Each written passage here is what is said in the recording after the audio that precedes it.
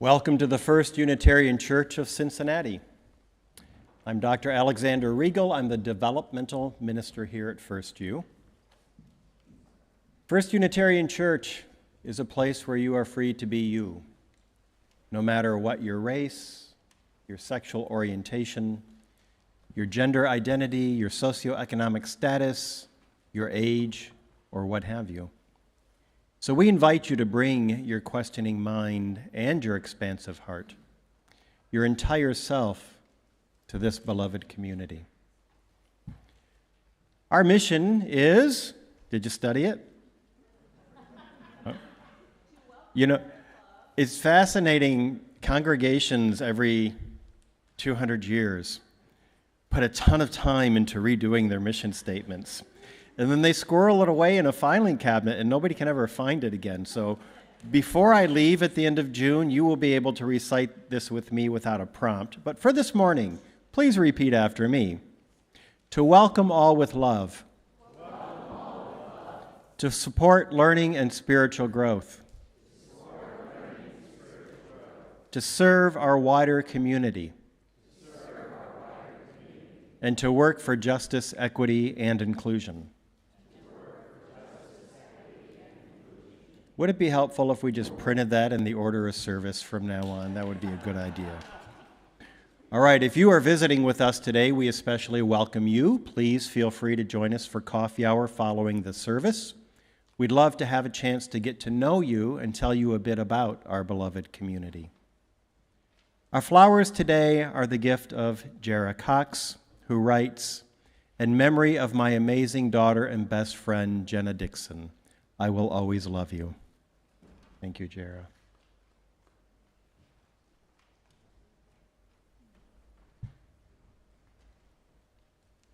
Good morning and welcome. Today at 1 o'clock is a heart and hand offering of the most amazing concert that you're ever going to hear. You need it because it's going to be fun with works of Charlie Harper, slides, his works, Barry Green's works. So 1 o'clock. And before that, for the members here who don't want to go home, we have soup and bread after coffee hour for those that are staying for the concert. So it's a twofer. All the monies that we collect today for this concert go back to First Unitarian Church. None of the superstars are going to get a penny. It all goes back to the church. So know that you're going to have fun and donate to a good cause, which is us.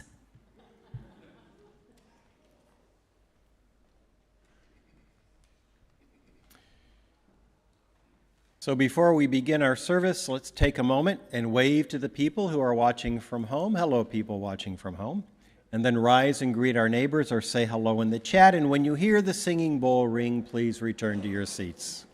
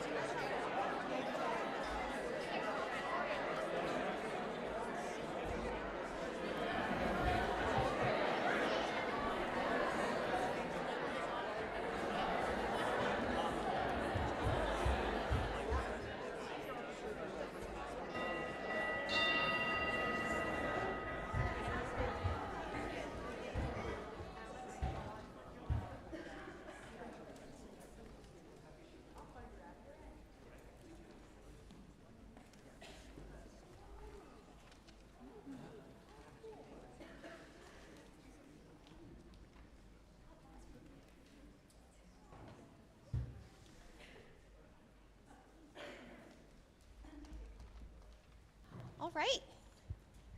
Our friends are going to help us with the chalice lighting today. So if we have any other Sunday school friends who would like to come on up, because we're going to sing this little light of mine afterwards with everybody. Okay? So Kyson and Maddie are going to light our chalice. And the rest of us are going to say, we are Unitarian Universalists with minds that think, hearts that love, and hands that are ready to serve. Would you guys like to stand right here and sing? Okay.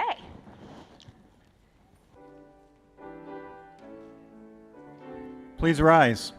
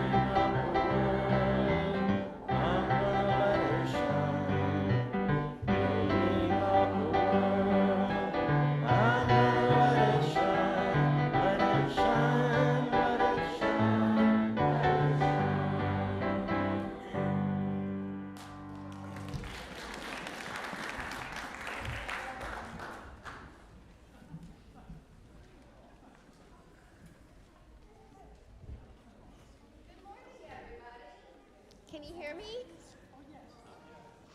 Not yet. Okay, you guys want to have a seat? We have a story for today. So, for all of my friends, our story today is a book called Henry Hikes to Fitchburg.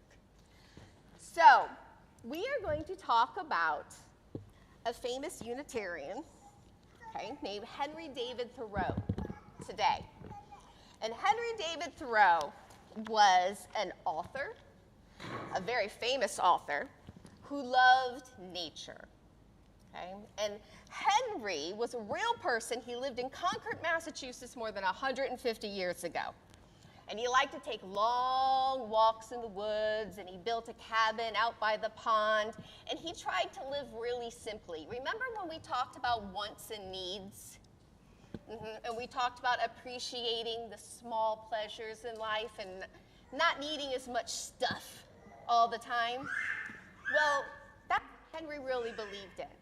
And one of the things that he thought was a really good idea and more people should do it was he said, you know what? If we just didn't need so much stuff all of the time, if we didn't need to buy so many things, we wouldn't have to spend so much time working. And if we didn't have to spend so much time working, doing things we didn't like to do, that we could spend more time doing things we wanted to do.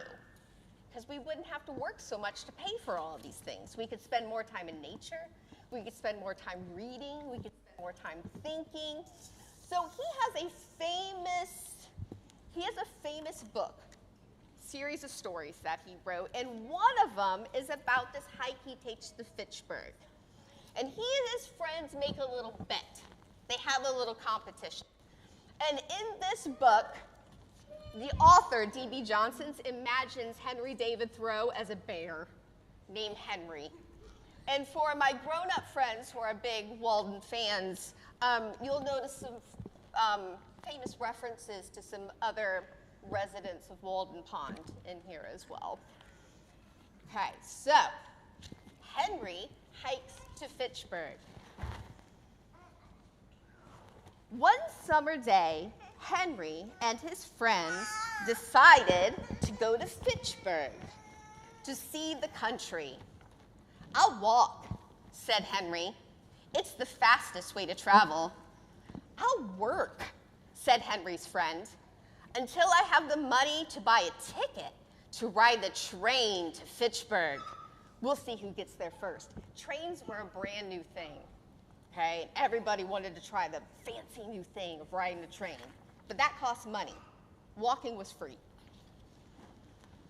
His friend waved. "Enjoy your walk," he said.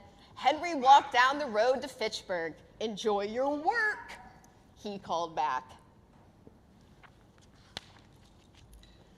Henry's friend filled the wood box in Mrs. Alcott's kitchen.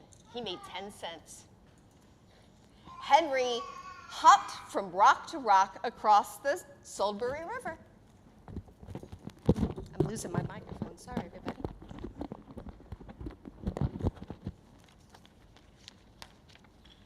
His friend swept the post office. That's 5 more cents. Henry carved a walking stick 25 miles to Fitchburg. Henry's friend pulled all the weeds from Mr. Hawthorne's garden. That's 15 more cents. Henry's friend is getting tired. Henry put the ferns and flowers in a book and pressed them. His friend painted the fence in the front of the courthouse. That's 10 more cents. Henry walked on some stone walls. See what he's doing? He's got a magnifying glass and he's studying all the bugs, looking for interesting things. There's a snake, yeah. You see the snake? You see it? Yeah. Henry's friend moved the bookcases in Mr. Emerson's study. 15 more cents. Henry climbed a tree. 18 miles to Fitchburg. His friend carried water to the cows grazing on the grass in town. 5 more cents. Henry made a raft.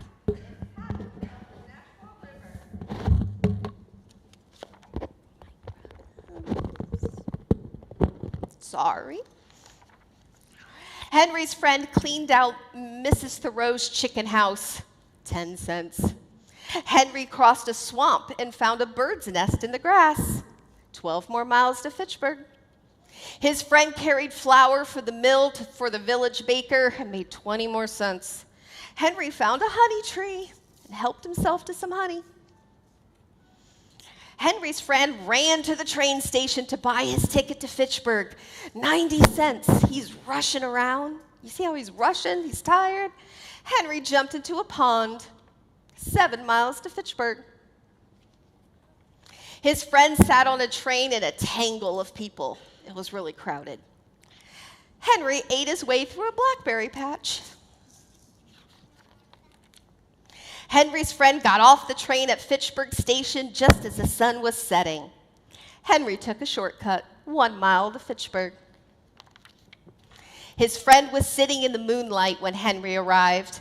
"The train was faster," he said. Henry took a small pail from his pack. "I know," he smiled. "I stopped for blackberries." And they shared their blackberries. So let's go downstairs and learn a little more about Thoreau, huh?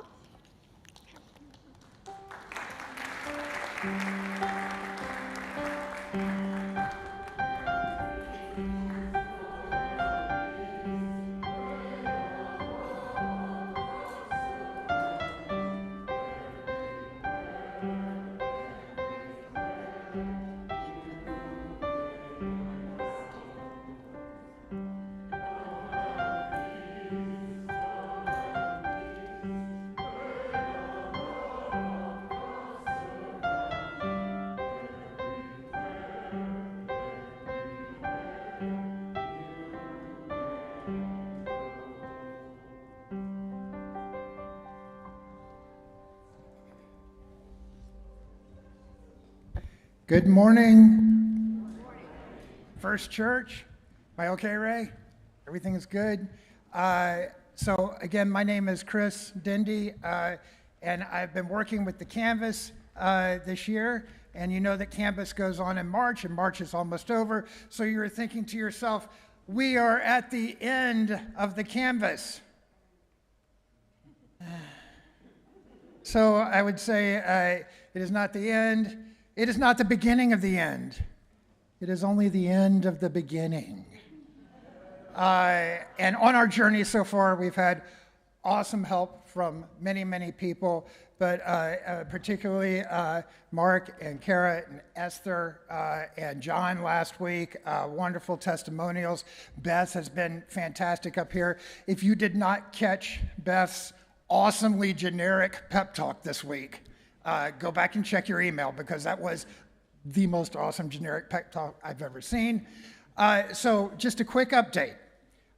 This is the last week that you'll see one of us up here. And we've received many pledges from many folks in the community, and we are making great progress. If we have not caught your attention with the pledge campaign, with the canvas, if we have not motivated you to pick up the letter that you set to the side 3 weeks ago and said to yourself, I'm going to get to that.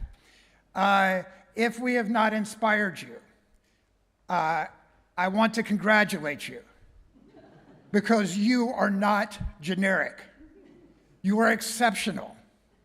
You are one of about 30% of our community that has not yet turned in a pledge. And so, because we are a loving community, because we welcome you even if you have not turned in a pledge yet. But because we're loving and welcoming, we are going to help you on your journey to become generic and not exceptional. So today, we will be helping you as you leave the sanctuary after the service. There'll be a table outside. I'll be at the table. You can tell me how much you have appreciated my comments up here, or how little you've appreciated my comments up here, and I will take that gratefully. But more importantly, tomorrow, starting tomorrow and for the next 10 days or so, 2 weeks, a number of wonderful volunteers will be helping us reach out to you personally to help you in your journey toward genericness, being a generic donor to this year's pledge. So please, when your pledge volunteer contacts you by email or by phone, use that as an opportunity to say whatever you would like about the church. And certainly, we welcome everybody's participation in every way, whether you choose to make a pledge, whether you can make a pledge, whether you can't, whether you can say, this is what I want to do in the future. However you approach that is, of course, is up to you. But what we welcome as a church and a community is understanding what you're feeling and how that affects the other things that will be coming up. So as I talk about the end of the beginning, the next steps in this journey are, in a couple of weeks, the Finance Committee will be meeting to make their budget recommendation to the board. And in a couple of weeks, the board will be meeting to accept that budget recommendation and modify it based on what we've heard back from the canvas. And then in May, the entire congregation will be meeting to ratify or adopt or vote on the budget that has been recommended by the board, that has been recommended by finance, that is informed by what you do today or tomorrow or in the next 10 days or have done in the last 3 weeks. So again, thank you all, and just be aware of where we are in the process. And as always, reach out to anyone at the Canvas Committee for any questions, and we will see you outside if we want to, or if you want to see us, we'll see you no matter what. Thank you.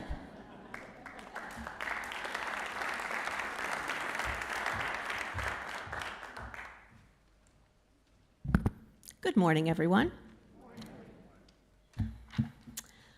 I have an update to share with you on behalf of the Ministerial Search Committee. First Unitarian has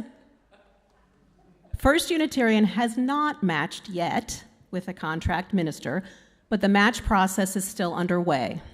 We remain optimistic about the possibilities ahead and want to keep you informed on where things stand. The first round match process, which was completed this week, did not result in a match. We should not interpret this as a statement about our search committee's efforts or the desirability of our church in the eyes of ministerial candidates. The matching process is complicated, and it can lead to a strong church not finding a matching ministerial candidate. Our church was not the only church with no match in this round of ministerial transitions. The good news is that the Ministerial Search Committee has graciously agreed to continue with the search with the board's approval. Additionally, our search committee will continue to work closely with our Mid-America Regional Congregational Life Consultant and the UUA Transitions Office, who have both been very helpful facilitating the next steps in our search. So, what is next? The second round of contract ministry search begins April 1st and continues through the rest of the month. It is a more flexible process. In this round, we can make offers to applicants without waiting for a matching procedure. We know that additional ministers have entered the search process since February 20th, so the committee will have new candidates to consider. Both Dr. Riegel and our UUA Congregational Life Consultant said we should not be discouraged because the position we're offering is still a highly desirable one. Additionally, they said that ministers enter the search process at different times and for different reasons, so we should not assume ministers who waited for the second round are less qualified. Should we not find a suitable ministerial candidate in this second round, we would still be positioned to find an interim minister to serve the church while we embarked on a new ministry search in the coming year. The board is very grateful to the Ministerial Search Committee for their tremendously dedicated and enormously time-consuming work on behalf of our church. Please show Nancy, Allison, Barb, Tim, and Rosie your appreciation and encouragement for the work ahead. They remain committed to finding the best candidate to meet the needs and desires you have expressed. We will keep you updated as we learn more. In the meantime, please know that we are still the vibrant, loving, and growing beloved community that has weathered worse storms than this. As in the past, we will again emerge stronger and more determined to continue our mission of love and service that has been a force for good in Cincinnati for almost 200 years.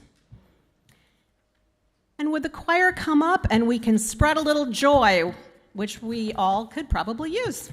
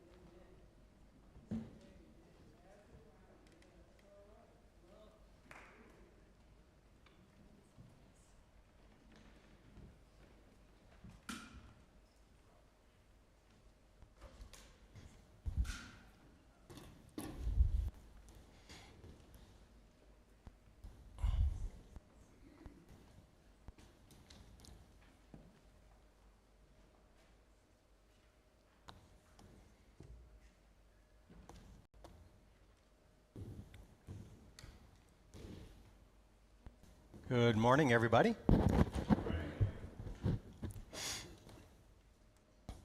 So on March 15th, CR service for us. And last week I was away, so I'm feeling a little rusty. Just good to be grounded with you all again. It's good to be back in the pulpit. In April, we are going to do some serious Christian theology. It is Easter after all. And so I've actually got a 3-part sermon series I'm going to do on Christian theology, but I'm going to give it kind of an Alex Riegel take on it, which will hopefully be a user-friendly way for Unitarian Universalists to digest Christianity in a bit of a different form. And I'm doing this because, A, it's Easter, which is, the high holy day of the Christian tradition, but B, because Unitarian Universalists tend to throw out the baby with the bathwater, and we spend very little time contemplating and working with Christian material. So in April, you're going to get a lot. So today is a simple message, so that you don't have to work too hard today. Even though I've been out of the pulpit 2 weeks, I feel like I should deliver some grand oeuvre to you after I've had 2 weeks to contemplate. But it's really a very simple message today. The message today is just asking and looking at the question of how we show up in the world. And to begin this, I want to do a meditation. I'm going to read a meditation by Thich Nhat Hanh. Thich Nhat Hanh is a Buddhist teacher who started Plum. How are we doing? Thich Nhat Hanh started Plum Village in France, which is still very lively today, and it's his followers who are carrying on his message. And he was also the author of quite a few books, and the books are small and simple teachings of his. And this meditation comes from one of his books.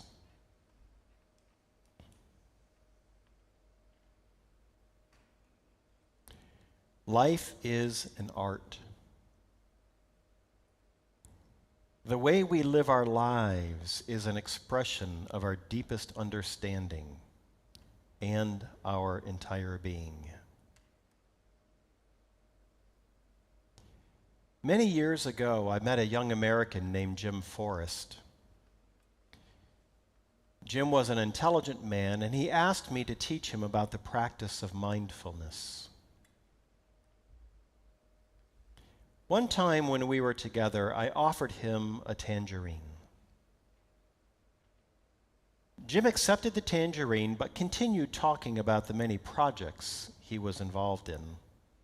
His work for peace, social justice, and so on. He was eating, but at the same time, he was thinking and talking. I was there with him. I was really there. That is why I was aware of what was going on. He peeled the tangerine and tossed the sections of it into his mouth, quickly chewing and swallowing one section after the other. So I said to him, "Jim, stop." He looked at me and I said, "Eat your tangerine." He understood. So he stopped talking and began to eat much more slowly and mindfully. He separated each of the remaining sections of the tangerine carefully, smelled their beautiful fragrance, put one section at a time into his mouth, and felt the juices surrounding his tongue as he ate. Tasting and eating the tangerine this way took several minutes, just for one tangerine. When he finished eating, I said, "Good." I knew that the tangerine had become real. The eater of the tangerine had also become real. And life also had become real at that moment. So what is the purpose of eating a tangerine? The purpose of eating a tangerine is simply to eat the tangerine and nothing else. Not to talk, not to spend your time ruminating about your future plans, but just to be present in the moment, eating a tangerine and doing nothing else.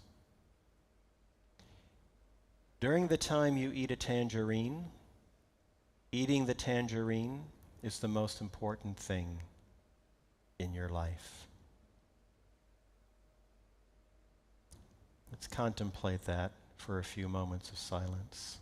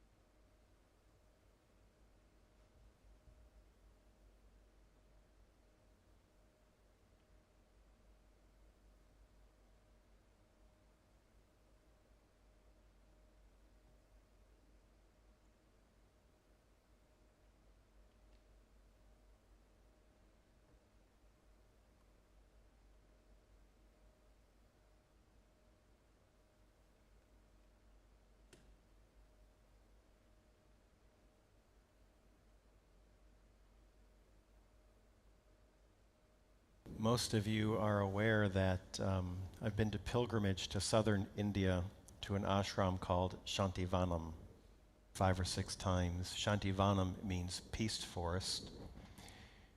And it's called that because the ashram is surrounded and actually imbued with incredibly lush vegetation. So I'm going to take you back there for just a couple of minutes to start the sermon today. Most of you are familiar with this, but I haven't talked about it in a while, and we have some new folks. So this will be new to you, and if you've heard me talk about it before, imagine how many times I've talked about it myself. You can bear it for a few more minutes, my story of Shantivanam. So Shantivanam is in Tamil Nadu at the southern tip of India, in a very rural place. And as I said, it's full of lush vegetation. It's just an exquisitely natural place to be. And it's nestled not too far from the Kaveri River, which is another sacred river in India that you can easily walk to and sit on the banks while you meditate or do your mantra and watch the water flow.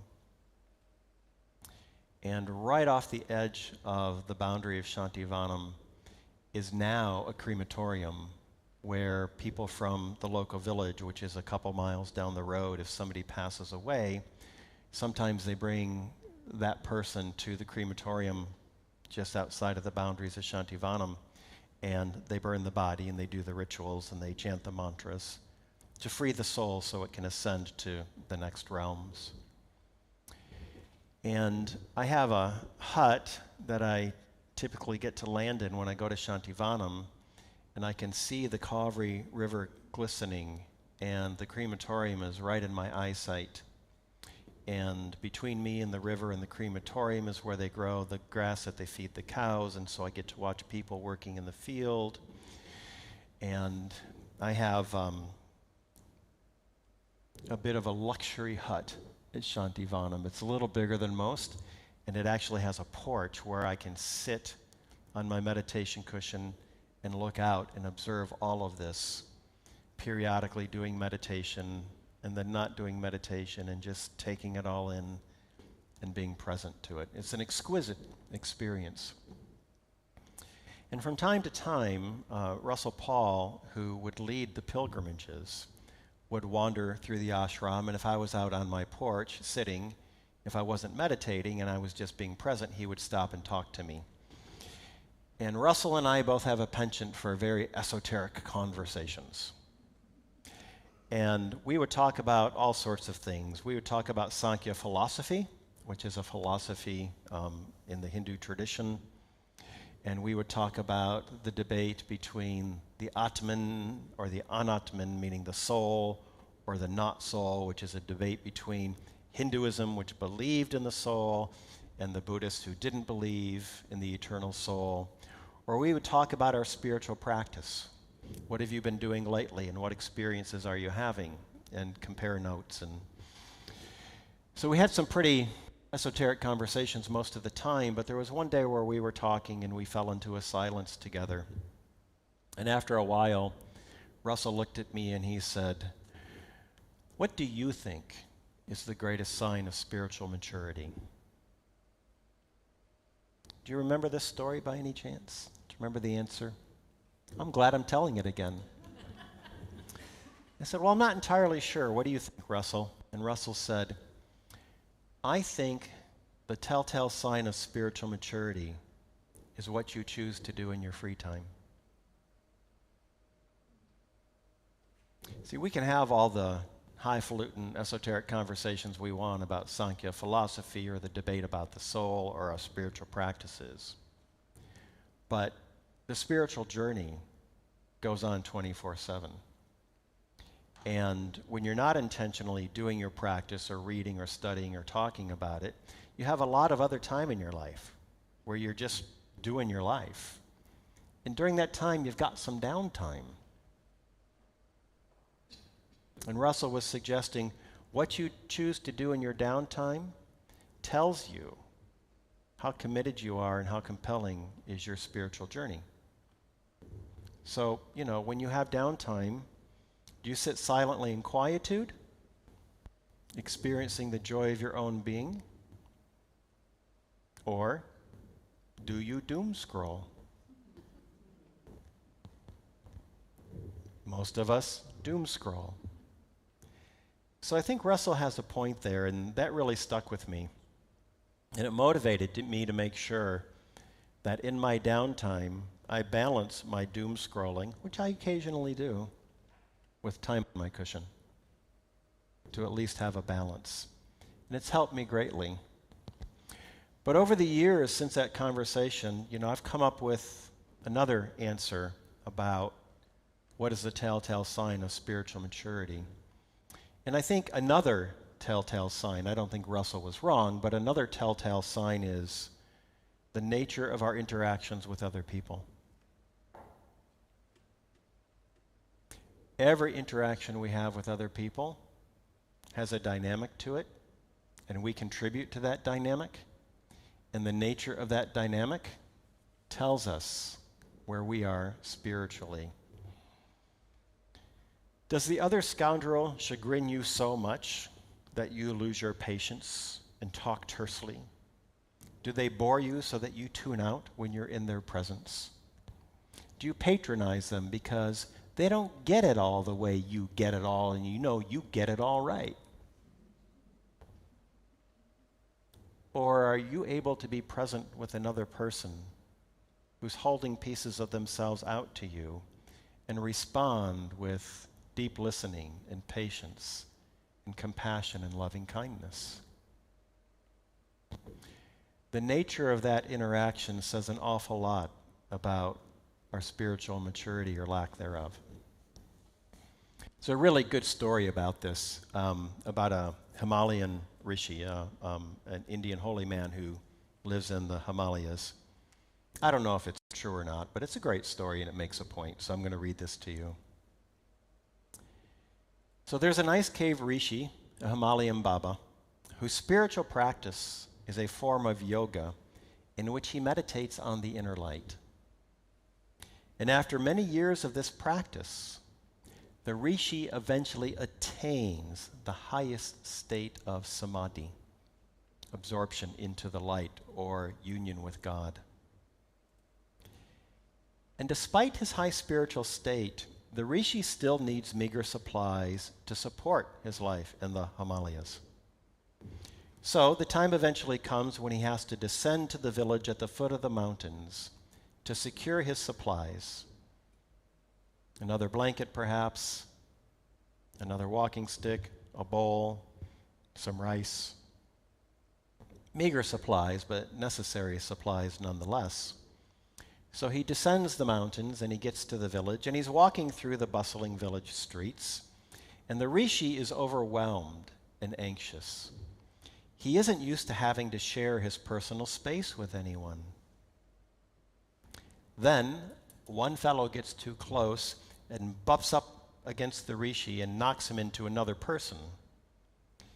And the rishi turns and glares at the person and snaps, "Watch where you're going, you idiot."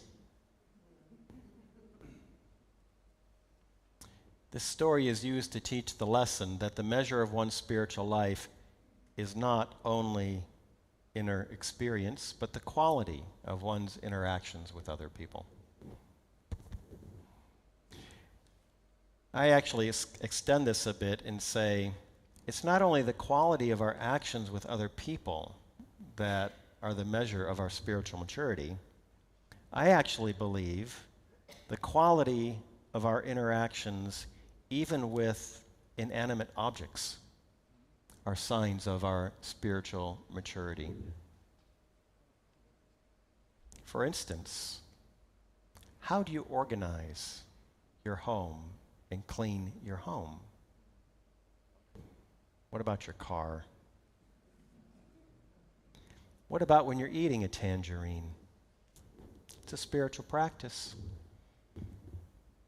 One I often say to people, entering a room is a spiritual practice. Because when you enter a room, especially a room with other people in it, you're entering a pre-existing dynamic.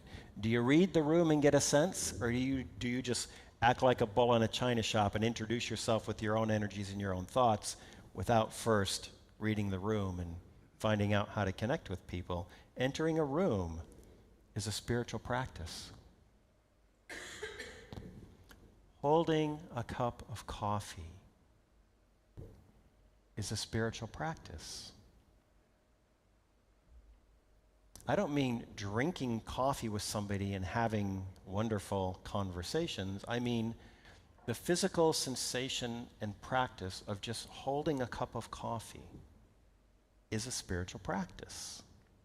Like the tangerine, how present are you to its shape and its warmth and the comfort it brings?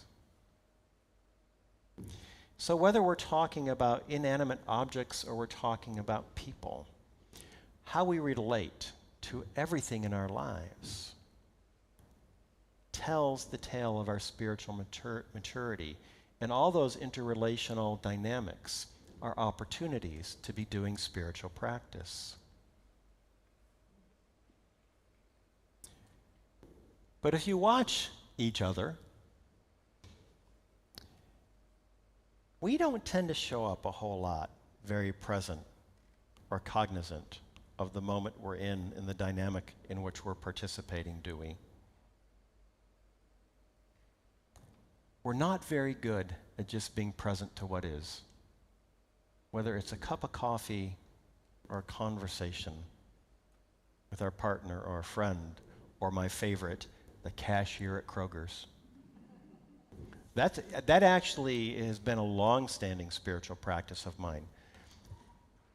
Just watch sometime. Cashiers have to deal with some pretty unruly people, one after the other, after the other, after the other, after the other, for their whole shift. And so when I'm in line at Kroger, I'm watching the people in front of me and how they're interacting with the cashier. And if it doesn't go well, I make it a point to try to spin that person's plate in a positive direction when it's my turn to engage them. Everything, every interaction holds out the possibility of doing spiritual work. But we don't tend to do that. We tend to kind of move through life totally absorbed in our own thoughts, our own feelings, our own physical needs, demands, and desires. And we move through life acting from that place of having our own agendas and our own needs and encountering people and things and always calculating, what does this mean for me? We all do this, do we not? We're very self-centered by nature. And I want to suggest that if that's the internal state we have when we engage other people, or even when we engage inanimate objects, we are coming from a place of need or lack or agenda. And when we do that, we are not present. When we show up with an agenda that serves us, and we do need certain needs met, we're not present to the other, whether it's a tangerine or a cup of coffee or your best friend. And that's the simple message today. It's to remind us and encourage us to learn to show up and be present, to not always be driven by our own thoughts and feelings and sensations and our own agendas and getting our own needs met. There's another way to show up in life, and that is to show up as a complete self who doesn't need, in the vast majority of our moments, to be seeking to get our needs met, to be accomplishing our own agendas. We actually live at a time that's incredibly affluent, and most of the time we don't need to be worrying about our needs and our agendas.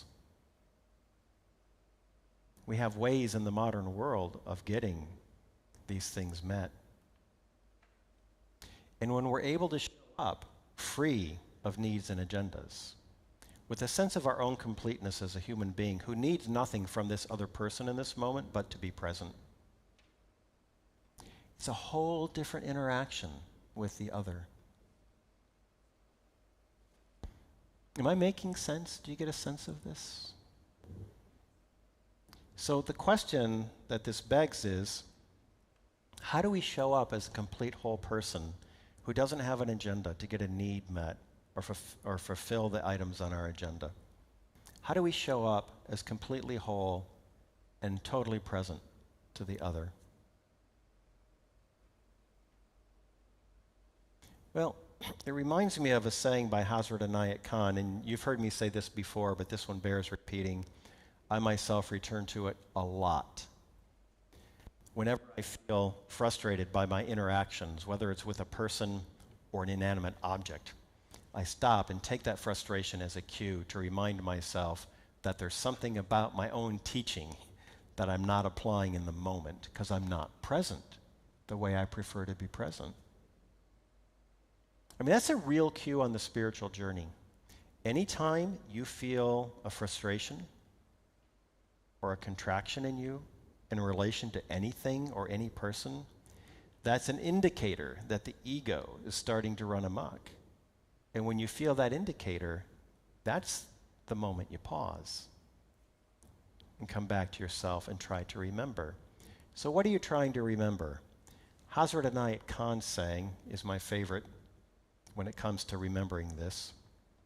Hazrat Inayat Khan said, the lover who depends upon the beloved. And that's Sufi language. So let's just say the person who depends upon someone else is like the oil lamp that needs to be given oil in order to burn. In other words, if you're dependent on other to get your needs met or to satisfy your agenda, you need something from outside of yourself to be okay, to be able to burn, to be able to live. But the lover who burns from their own resources is like the sun that is capable of giving off its own radiant light to everything and everyone. And I've reduced this saying to this question. Do you get it from the outside, or do you get it from the inside? If you get it from the outside, and the vast majority of us do, the vast majority of time, your life is going to be one of dependency and too frequent frustration. And you won't enjoy living in your own skin because you can't depend on the outside quite the way you can depend on the inside. If you get it from the inside, if you recognize that everything you need is already contained within you, within that heart that is the center of who you are, everything you need is already there other than the physical, material goods you need to survive day to day. Everything else is in there. All those qualities, all that innate joyfulness. Then you're not dependent on other, and you can live from your own internal sense of self, of completeness. How you show up with another looks one way when you need to get it from the outside. How you show up with another, sorry, I can't look at you all apparently. How you show up with another when you get it from the inside looks yet a different way. And I guarantee you, if you can show up getting it from the inside with a sense that you yourself are already complete, you can be present in a way that will radically change your experiences. That's a long footnote on how to eat a tangerine, folks. It really is the same message. Everything you need is already within you. You have to remember that. Nestled deep within you in the inner chamber of your heart that waits to be awakened are all those qualities we truly seek. So start spending some more time in communion with your own heart. Pay a little more attention to what you're doing in your downtime. Give yourself the gift of silence, solitude, equanimity. Sprinkle your daily life with some of the wisdom, contemplatives, and you'll begin to get a sense of what I'm talking about. Hafez has, you've heard it before, but I haven't done the Sufis in a while. Hafez said, even after all this time, the sun never says to the earth, you owe me. Look what happens with a love like that. It lights up the entire sky. If you know everything you need is contained within you, you can light up the entire sky. Ram Dass says it differently. We'll end with this and then we'll do our last hymn. Ram Dass writes in his book, The Only Dance There Is, which is my favorite Ram Dass book. He's famous for Be Here Now. If you're a Ram Dass person, you've read that, that's great. I highly recommend The Only Dance There Is. And in that book, he writes this: the only thing you have to offer another human being ever is your own state of being. You can cop out only just so long saying, I've got all this fine coat, Joseph's coat of many colors. I know all this and I can do all that.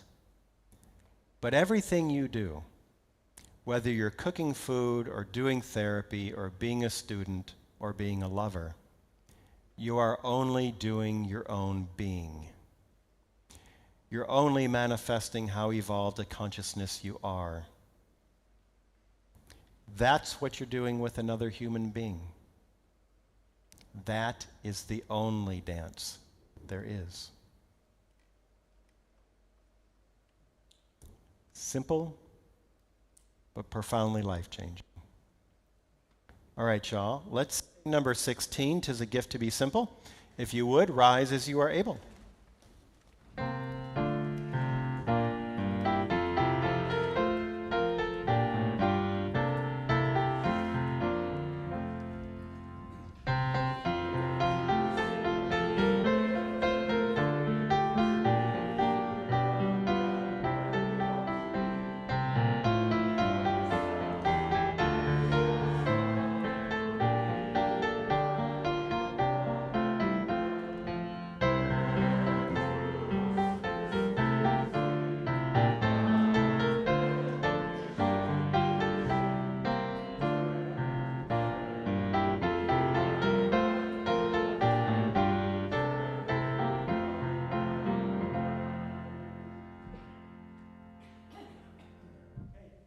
Please be seated. Get this mic back for just a minute. Thank you. We're going to end the service. Very simple words of Jesus in preparation for April. Jesus said, people, all right, 2 more minutes. So I do spiritual directions in my free time sometimes, speaking about what you do in your free time. And I sometimes get this question. People say to me, how do I know who's a legitimate teacher? Right? And if you look out on the spiritual landscape today, there are a lot of teachers sitting on the porch talking about Sankhya, Atman, Anatman, Advaita, spiritual methodology, right? And they can be very compelling. And so people are like, how do I know who's real? Because who your spiritual teacher is very important. You can only rise to the consciousness of your spiritual teacher. So people want to know that they know that they know that they got a good one. And I often quote Jesus in response. Jesus said, you shall know them by their fruits. People know us by our fruits, folks. Let's cultivate that heart. Blessed be.